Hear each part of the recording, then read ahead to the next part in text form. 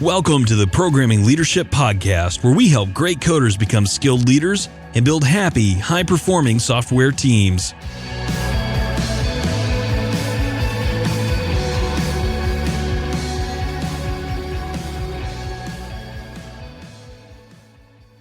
There's a wonderful article by Jason Wong called Building a First Team Mindset.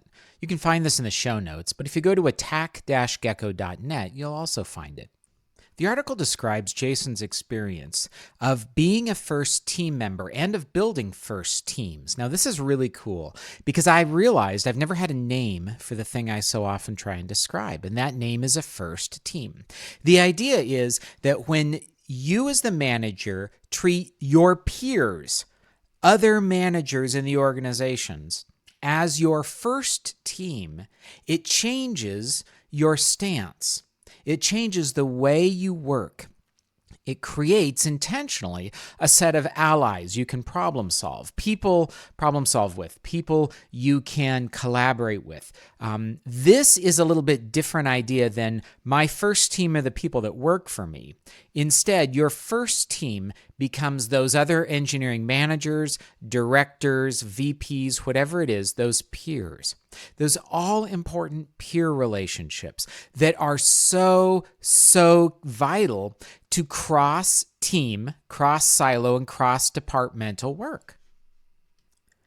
Now, the reason I want to talk to you about this is because I realize that the way I recommend training engineering managers also creates first teams. And I didn't even know it. I had no idea that's what I was doing until Jason put a name to it.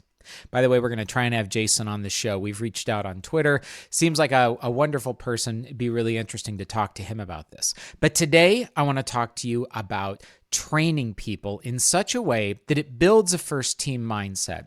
And in my very strong, opinionated perspective, is, quote, the rightest way I have seen to train engineering leaders and managers. That's what we're talking about today. To get ahead today and stay ahead, your organization needs to be cloud native. The 2019 Velocity Conference program in Berlin on November 4th through 7th is going to cover everything from Kubernetes and site reliability engineering to observability and performance to give you a comprehensive understanding of applications and services and stay on top of the rapidly changing cloud landscape. You're going to learn new skills, approaches, and technologies for building and managing large-scale cloud-native systems. And you're going to connect with peers and other people to share insights and ideas. We all love the hallway track, right? You're going to join a community focused on sharing new strategies to manage, secure, and scale the fast and reliable systems your organization depends on. Do not miss this. You've got industry leaders like Jennifer Davis, Liz Fong-Jones, Aish Dahal, Heidi Waterhouse, and even more giving keynotes at this very special event. Get expert insights and essential training on critical topics like chaos engineering, cloud-native systems, emerging tech, serverless, production engineering, and Kubernetes, including an on-site CKAD prep and certification. Velocity is going to be co-located with the Software Engineering Conference this year, which presents an excellent opportunity to increase your software architecture expertise. You can get access to this and all the software architecture keynotes and sessions on Wednesday and Thursday for just €445. And as a listener to the show, you can get 20% off most passes to Velocity when you use the code MB20 during registration. To find out more and to register, go to velocityconf.com/Blankenship. That's velocityconf.com/Blankenship. You'll be glad you did. When I became a team lead, I was promoted to manage the people that I was already working alongside. This is pretty common, I suspect. Maybe it's even happened to you. But what was really wonderful was a few weeks after I became a team lead, my boss told me I would go through Geldwin's new manager training program. This was at a company called Geldwin, who was the world's largest manufacturer of residential windows and doors, not a tech company, but a traditional manufacturing company. But they had a year-long management training program for all new managers. and for everyone hired into the company as a manager. And that important point will be brought out later.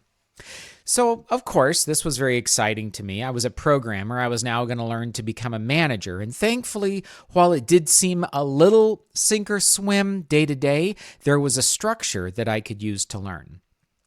Now, I wasn't just given a program of videos, given a personalized, set of books to read. Instead, I was added to a cohort. And as I recall, there were 9 of us. And the 9 of us were all recent new hires as managers or recent promoted people into the tech lead or software manager position within the engineering department. So every 2 weeks, my boss would get everybody together and we would go through a learning activity. We were given some books to read. We were given a big brown notebook. I still have it, called the Manager's Notebook, that had articles. And the idea was you were assigned something to read in that couple of weeks. You were assigned some things to think about, maybe some questions or an activity to try. And then you would come back together as a team and discuss it. Now, this, as I said, was a manufacturing company, but the basics are really the same. They involve managing yourself, managing time, being clear, learning to delegate, building teamwork, building trust, getting to know people, being transparent, all the stuff we talk about on this show. But yet, I never ever thought about this training as something that came out of manufacturing, because the articles were industry agnostic, and my boss was an engineer. He was the software engineering manager. And so all the examples, all the problems we talked about in the group, all of the real world situations that we tackled together for a whole year, the 9 of us, were all engineering team problems. So it could be everything from deploying to dealing with customers to dealing with other internal departments to how do you handle hard feedback to what do you do in one-on-ones to how do you manage the demands of both some programming and some managing. The list goes on. What I realized was I got trained in a cohort of people that went through together, and that became my first team. Looking back, and it's only now, and it has been, 20 years since I went through that, I can look back and see that the people I went through that program with became my closest allies for the next decade. They were, in many ways, the reason the department was effective. It created a unified management team. A management team that knew how to work not just as individual managers and not just as leaders of the people below them, but knew how to work together. There was no competition, really, which is shocking now to even imagine. There was no win-lose scenario, zero-sum game. There was no competition between the people in that cohort. Everyone became open and transparent and vulnerable over the next year, and that continued as we needed to solve one another's problems, to help one another, to go forward. We were the people that we relied on. Yes, of course, we relied on our boss. And as new people came in, those people we created relationships with them.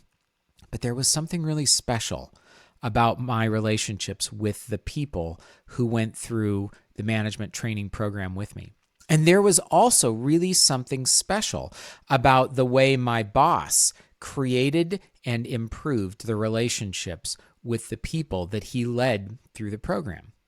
Now, it's like I said, it's been about 20 years since I went through that program. And I went on actually to then teach that program, because as I moved up to become the assistant department manager, I was given responsibility over hiring and promotions and also training. And so I found myself facilitating those groups, the year-long groups, many times, taking new managers through them, which also, as you might expect, gave me new opportunities to reconsume the material, think about what it means, think about how it was different from me a few years later than when I had originally taken it. Of course, anything that you do, you grow over time. And so the idea of how do you manage your time in the first 6 months when you're a manager, you're going to have a very different perspective on it 3 years later or 10 years after that.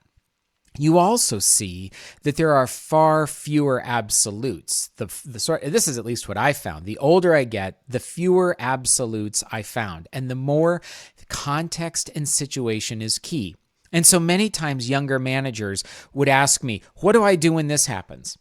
Now, early on, I would have probably said, you do this. But now, and then even as I took people through it, I would have to say, well, it depends. I created great relationships with my new managers, and I saw those first teams gel and thrive right before my eyes. Yet somewhere, things in the industry have really gone away from this idea.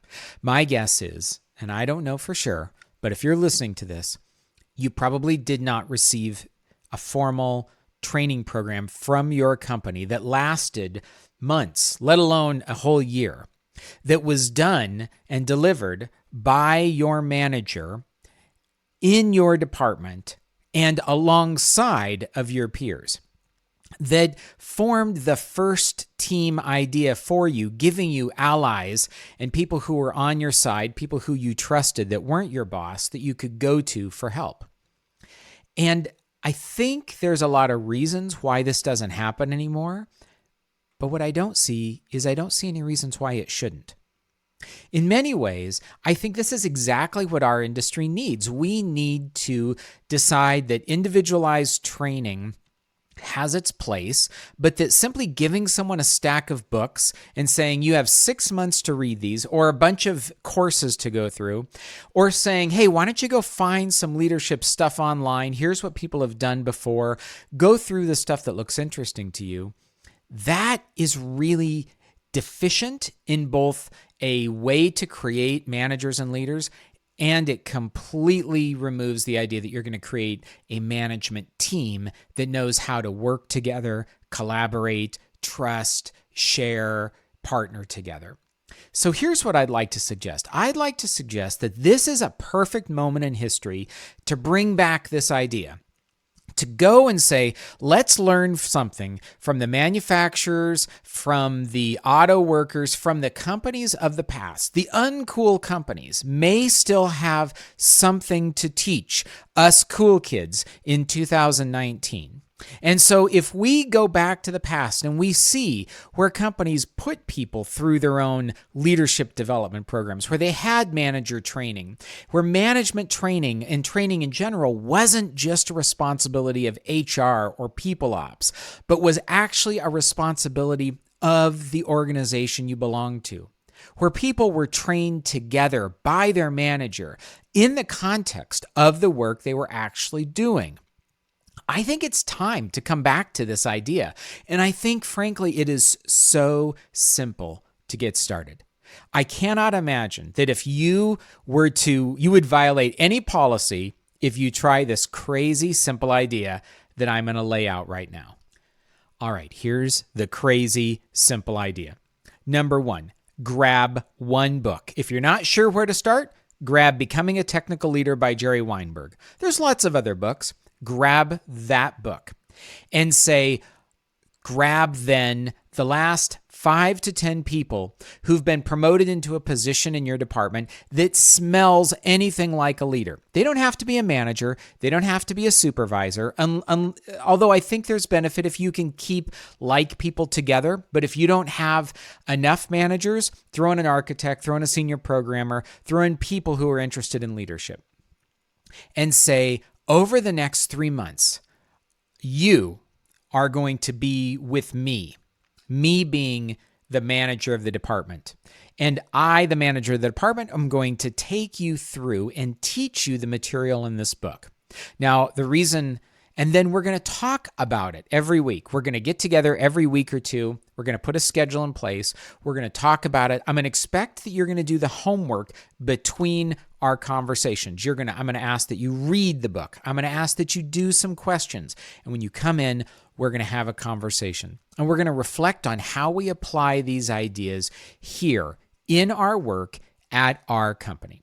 Now, one of the reasons I suggest Jerry's book, Becoming a Technical Leader, is every chapter has these beautiful reflective questions. So you don't have to do any work as the person who's leading the group. You can literally grab the book, read the chapter and highlight 2 or 3 questions, okay? And then give them those questions in advance, or let them know chapter 1, I want you to read chapter 1, and then I'd like you to reflect and bring back some written answers prepared to discuss questions 1, 4, and 5. Something like that. And then you will also get to practice your facilitation skills. You'll get to practice having a group come together, and there are so many beautiful ways to facilitate. I'm going to recommend that if you really want to do this, it wouldn't hurt for you to grab the book, The Surprising Power of Liberating Structures, and use some of the meeting formats like a 1-2-4-all, so that you get your introverts pulled into the conversations. You let people do a little individual thinking, a little pair discussion, a small group, and then you bring the ideas out to the larger group. My whole point here is, if you were to do this twice a month for a whole year, 24 sessions, about 1 hour in length, that would be 24 hours of your time. You could probably only do, say, 4 books, 1 a quarter, and you would dive deep into each one. You could find books that have reflective questions, or frankly, you could write your own reflective questions. Or, if you want to get kind of meta about it, ask people to read a chapter and then create questions for other people to answer. See, there's all kinds of ways you can go through this. The point is, you're going to spend time together, you're going to talk about leadership and management, and you're going to simply lead the group through the material. And by the way, don't forget the most important part of every session, and that may even take it out to 90 minutes, but that's the Q&A section.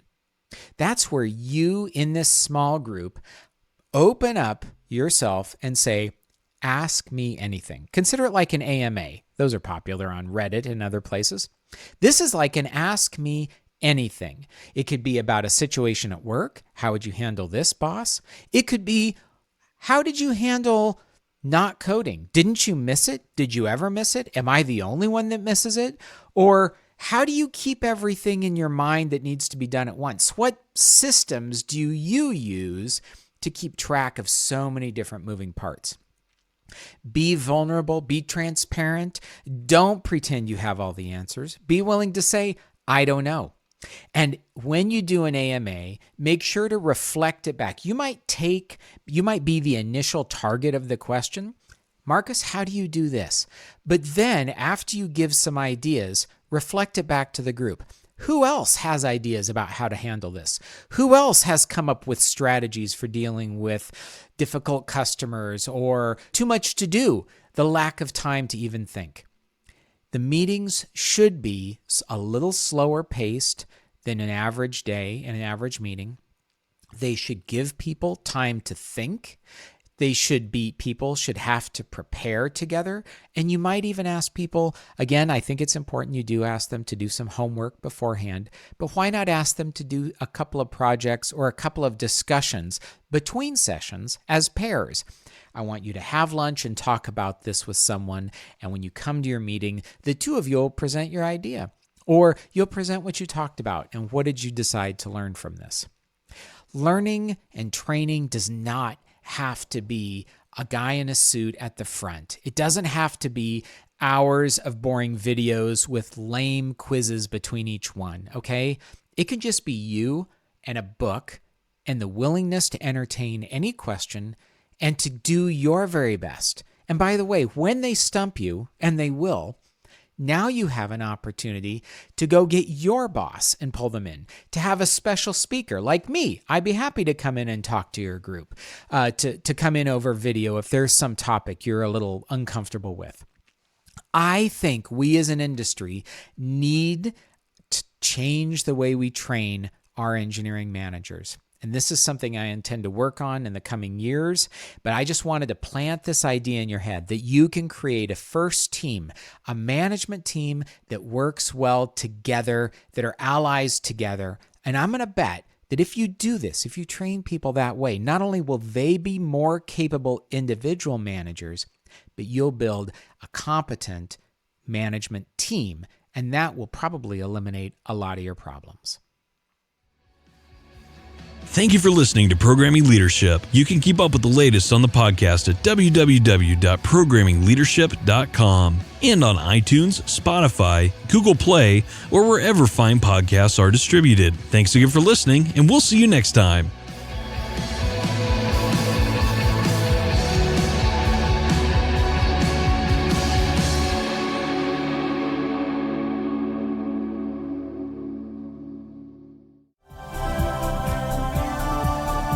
This has been a Humble Pod production. Stay humble.